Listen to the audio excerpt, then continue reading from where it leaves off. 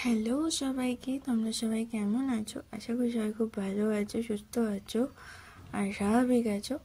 তো সবাইকে জানাই নতুন বছরের অনেক অনেক শুভকামনা, শুভেচ্ছা, অভিনন্দন।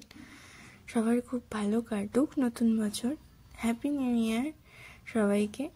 তো বছরের প্রথম দিন কে কী করলে সেটা অবশ্যই আমাকে জানিও, কে কী করছো সেটাও জানিও। তো চলো দেখতে থাকো ভিডিওটা। তো আজকের ভিডিওটা হতে চলেছে একটা ছোট্ট মিনি ব্লগ মায়াপুরের ওপর। যারা কৃষ্ণনগরে থাকো বা কৃষ্ণনগরের আশেপাশে বা সবাই জানো যে মায়াপুর কোথায়, মায়াপুর কিসের জন্য বিখ্যাত। তো আমিও সেখানেই বছরে তো একবার যাওয়া হয়, প্রতি বছরই 2-3 বার যাই আমি। এটা ওটা বিভিন্ন কারণে যখন ইচ্ছা হয় চলে যাই, মানে এরকম ব্যাপার আমার কাছে। তো সেরকমই হঠাৎ ইচ্ছে হলো যে বছরের প্রথম দিন একটু যাই, ঘুরে আসি। তো চলেছিলাম, সেই উদ্দেশ্যেই বেরিয়ে পড়েছিলাম দুপুরবেলায়। তো প্রায় ঘড়ির কাঁটায় তখন 2টো ছুঁই ছুঁই। তখন রওনা হয়ে গেছিলাম বাসে করে কৃষ্ণনগর থেকে মায়াপুরের উদ্দেশ্যে। শীতের রোদের, মিঠে রোদ আর ঠান্ডা ঠান্ডা হাওয়া খেতে খেতে রওনা হয়েছিলাম বাসে করে।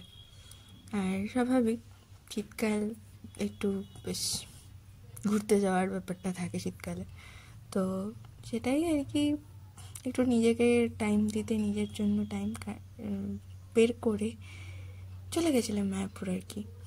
এই আর কি, বেশ ভালো লাগে মায়াপুর গেলে, মন শান্ত হয়ে যায়। আর তো চলো দেখতে থাকো ভিডিওটা। তো কথা বলতে বলতে আমরা এসেও গেছি মায়াপুরের মন্দিরে। এটা অখণ্ড হরিনাম সংকীর্তন, সারাক্ষণই নাম সংকীর্তন চলছে ওখানে। আর এটা নতুন মন্দিরটা তৈরি হচ্ছে, আর প্রচুর পর্যটক এসছে, প্রচুর প্রচুর, মানে গিজগিজ করছে ওখানে। যত হোটেল আছে বা অতিথির যে আবাসগুলো আছে, গেস্ট হাউসগুলো আছে, সেগুলো প্রত্যেক কটাতে দেখলাম সামনে ভিড়, প্লাস বড় বড় টুরিস্ট বাস, সমস্ত কিছু দাঁড়িয়ে আছে।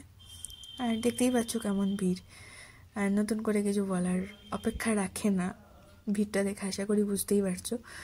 তো এটা হচ্ছে নতুন মন্দিরের একটু ঝলক।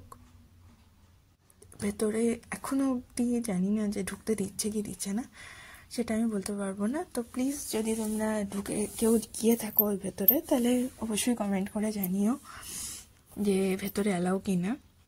আর এটা হচ্ছে প্রভুপাদ মন্দির, আমি তাই নামেই জানি, প্রভুপাদ মন্দির নামেই। তো এটা প্রভুপাদ মন্দির, এখানেও মানে প্রচণ্ড ভিড় আর কি।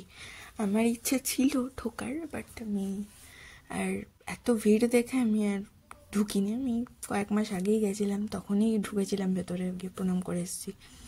আর এবার আর ইচ্ছে করলো না ঢুকতে, বাইরে থেকেই নমস্কার করে নিলাম। আর ভিড় তো স্বাভাবিক, 1 জানুয়ারি সব জায়গাতেই ভিড় থাকে। আর এইসব মানে ঠাকুর দেবতার স্থানে তো সারা বছরই ভিড় থাকে, আর শীতের সময়টা আরও বেশি পর্যটক থাকে।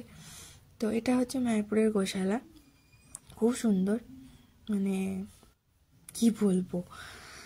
আর তেমনি ভিড় দেখতেই তো পারছো, বিভিন্ন দুগ্ধজাত দ্রব্যের যেসব দোকানগুলো আছে ওখানে, সেগুলোতে কীরকম ভিড়, ঠাঁচাঠাঁচি ভিড়। এবং সিঁড়ি দিয়ে উপরে উঠে গোশালাটা, সেখানেও সিঁড়িতেও ভিড় ছিল। তো লোকজন আসছে যাচ্ছে, দেখছে, ভাল লাগছে বেশ ভিড়ের মধ্যেও। আমিও এই পৌঁছে গেছিলাম গোশালার ভেতরে। এই যে সব গরুগুলোকে সত্যি খুব ওরা যত্নে রাখে, যারা দেখভাল করে ওখানে, তারা গরুগুলোকে সত্যি যত্নে রাখে। আর এখানে একটা ষাঁড় আছে, ষাঁড়ের মানে যা শিংটা দেখো, মানে আমি পুরো অবাক হয়ে দেখছিলাম আমরা। আর এই সব গরু টরুগুলো আছে, আর এরা সত্যি মানে মানুষকে খুবই করে, মানে কোনো এই যে এত পর্যটক গেছে, সবাই যে ওদেরকে দেখছে, মাথায় হাত বোলাচ্ছে, কিচ্ছু করছে না, কোনো শান্ত একদম চুপচাপ দাঁড়িয়ে আছে। আর প্রতি মুহূর্তে তো ওদের যারা টেক কেয়ার করে, তারা তো প্রতি মুহূর্তে মুহূর্তে আসছে, এসে দেখভাল করছে। আর এটা একটা বাগিচার একটা ছোট্ট ফটো, ছোট্ট ছবি। আর সব থেকে ভালো লেগেছে বাগিচায় প্রচুর ফুল, বিভিন্ন রকমের ফুল, তার মধ্যে এটা একটা ফুল ছিল, খুব ভালো লেগেছে এই ফুলটা দেখে। তো তোমরা যারা এখনও মায়াপুর আসোনি বা মায়াপুরের নাম শুনেছো, ভাবছো মায়াপুর আসবে, তো জলদি চলে এসো না কৃষ্ণনগরে, তো এসে ঘুরে যাও মায়াপুর। তো আজকের মতো এইটুকুই। তো চ্যানেলটা ভালো লাগলে সাবস্ক্রাইব করো, লাইক করো, কমেন্ট করো, শেয়ার করো। Thank you, tata.